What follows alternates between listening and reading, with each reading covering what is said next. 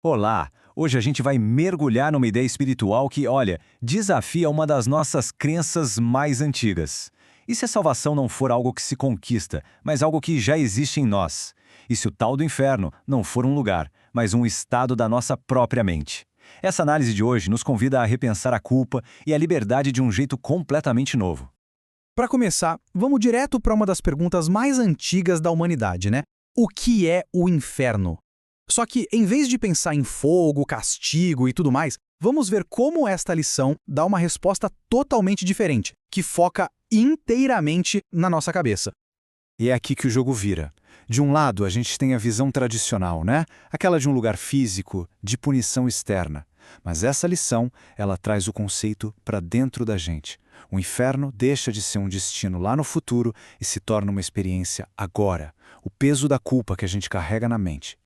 Então, o primeiro pilar dessa ideia é uma afirmação bem direta, sem rodeios. O inferno é a culpa. E não é uma metáfora, não, é para ser uma definição mesmo. A culpa é aquele estado mental que cria a nossa própria punição, o nosso próprio sofrimento. E o mais interessante é que a proposta aqui não é ser um quebra-cabeça filosófico, sabe? A fonte deixa bem claro que o objetivo não é um exercício de lógica, e sim um treinamento de percepção. É sobre aprender a ver as coisas de um jeito novo, de forma simples e direta. Ok. Então, se o inferno é um estado mental que a gente mesmo cria com a culpa, bom, então tem que ter um jeito de sair daí, certo? A segunda parte da nossa análise de hoje foca exatamente nisso. Qual é a chave para a salvação, a porta de saída desse estado? E aqui está a chave, a ideia central, o coração de toda a lição. A minha santidade é a minha salvação. Essa frase sugere que a solução para a culpa não vem de fora, mas de algo que já existe dentro de nós. Tudo que a gente vai ver agora se desdobra a partir daqui. Certo, mas o que é salvação nesse contexto? Não é sobre ser resgatado de um lugar físico, mas sim sobre ser libertado de uma crença interna, a crença de que se é culpado e por isso se merece punição. A salvação, então, é a dissolução completa desse peso mental. Tá, mas peraí. Para entender como a santidade pode ser a salvação, a gente precisa primeiro definir o que essa lição quer dizer com santidade. E olha, muito provavelmente não é o que a maioria de nós imagina. É aqui que aquela noção comum de santidade é totalmente desconstruída. Não tem a ver com moralismo, com se comportar de forma perfeita ou ser melhor que os outros. A santidade aqui é apresentada como um reconhecimento do nosso estado original, da nossa natureza essencial, que, segundo a lição, já é livre de culpa.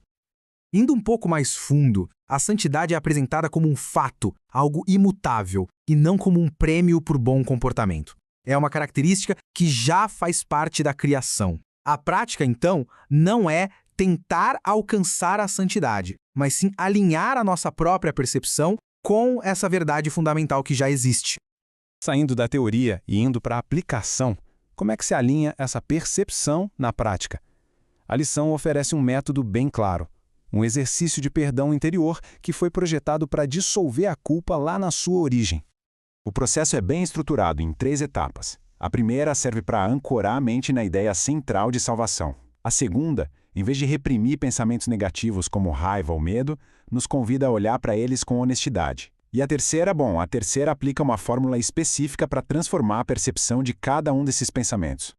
E essa aqui é a ferramenta prática. Para cada pensamento de ataque, de medo, de ansiedade, se aplica essa frase. A função dela é dupla. Primeiro, é reconhecer que aquele pensamento negativo é a verdadeira fonte do inferno da culpa. E segundo, é invocar imediatamente a solução, a santidade como a saída. E agora a lição expande o foco. Sai do pessoal e vai para o coletivo.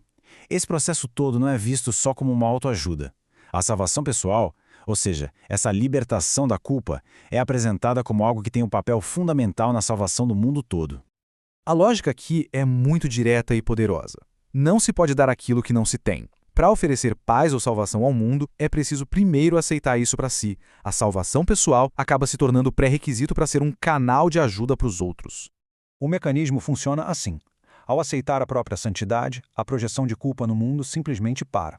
Começa-se a ver as pessoas e os acontecimentos com uma nova lente, sem aquele filtro da culpa.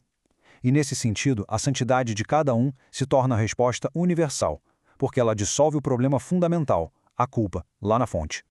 E para fechar, a gente volta ao começo, com uma pergunta que resume tudo. A fonte sugere que a dificuldade não está na resposta, mas em aceitar a premissa. Se a culpa é o inferno, o que só pode ser o seu oposto? A resposta, como a gente viu, é a inocência, a santidade, a própria salvação.